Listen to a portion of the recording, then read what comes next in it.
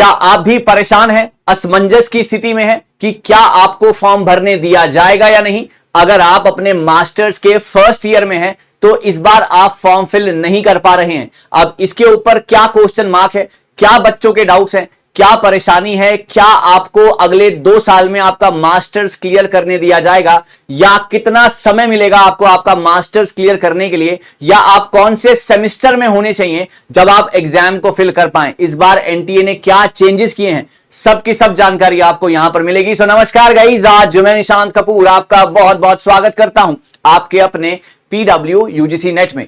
तो अक्सर ऐसा हुआ करता था पहले कि अगर आप अपने मास्टर्स के फर्स्ट सेमेस्टर में भी हैं तो भी आप एग्जाम को फिल कर सकते थे और फिर आपको टाइम दिया जाता था कि आप अपना जो है मास्टर्स पूरा कर लीजिए और फिर आपको जो है जो आपका सर्टिफिकेट है वो दे दिया जाएगा। या फिर जो नॉर्मल तरीका है 55% आपके होने चाहिए मास्टर्स में अगर आप यूआर कैटेगरी के हैं, और अगर आपके 5% कम 50% होने चाहिए अगर आप किसी रिजर्व्ड कैटेगरी के हैं। लेकिन इस बार एनटीए ने हालात बदल दिए, जज्बात बदल दिए, कहानी बदल दी। लेकिन कैसे, आइए देखते हैं। तो यहां पर ना मेरे सामने है ब्रोशर और यहां पर है ये चैप्टर नंबर 3 और ये है एलिजिबिलिटी क्राइटेरिया 3.1। यहां पर ये कहते हैं कि अगर आपके 55% मार्क्स हैं, है ना, ये कहते हैं कि अगर आपके 55% मार्क्स हैं इन द मास्टर्स, है ना, 55% मार्क्स जनरल अनरिजर्व्ड कैटेगरी, और आपके अगर 50% मार्क्स हैं for schedule caste, schedule tribes, तो आप एलिजिबल हैं एग्जाम देने के लिए। ये तो नॉर्मल है। लेकिन अब आया कहानी में बहुत ही शानदार सा चेंज, जब यहां पर बात की गई कि candidates who are pursuing their masters degree और इक्विवेलेंट कोर्सेज और candidate who have appeared for their qualifying masters degree final year, जी हां, फाइनल ईयर में अगर आप हैं तो ही आप इस एग्जाम को दे पाएंगे, वरना ये एग्जाम आप नहीं पास कर पाएंगे या आप एग्जाम में आपको बैठने को नहीं दिया जाएगा। मैं आपको समझाता हूं। जब आप फॉर्म भरने जाएंगे ना तो वहां पर वो आपसे पहले पूछते थे कि परस्यूइंग या पास्ट।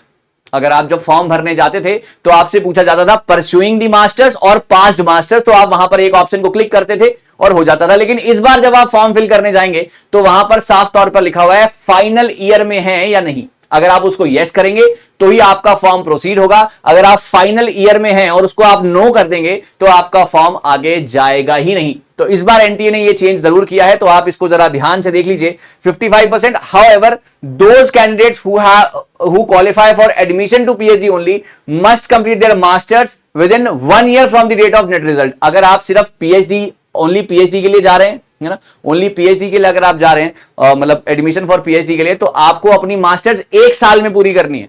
नेट के लिए जा रहे हैं तो 2 साल में पूरी करनी है। लेकिन आप फाइनल ईयर में होने चाहिए। कभी किसी की बैक लग जाए या कुछ दिक्कत हो जाए या वो नहीं दे पाया एग्जाम या XYZ, तो अगले 2 साल आपको दिए जाएंगे नेट के बाद मास्टर्स करने के लिए। पीएचडी के बाद सिर्फ 1 साल मिलेगा।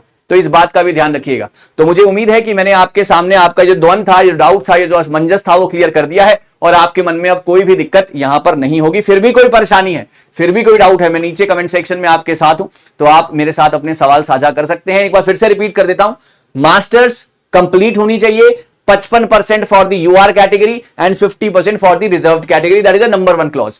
नंबर 2 क्लॉज सेज कि अगर आप अपने मास्टर्स के फाइनल ईयर में हैं तो ही आप एलिजिबल हैं, वरना आप एलिजिबल एग्जाम देने के लिए नहीं है। मास्टर्स फाइनल ईयर में है, 2 साल मिलेंगे मास्टर्स कंप्लीट करने के लिए, और आपका जो है नेट के लिए, अगर आप सिर्फ पीएचडी के लिए जाते हैं तो सिर्फ 1 साल मिलेगा अपनी मास्टर्स पूरी करने के लिए। तो इस बात का ध्यान रखिएगा, प्रिपरेशन करते रहिए, हम आपके साथ हैं, कुछ नया कुछ बेहतरीन आगे भी आपके लिए लाते रहेंगे। Thank you so very much guys, all the very best.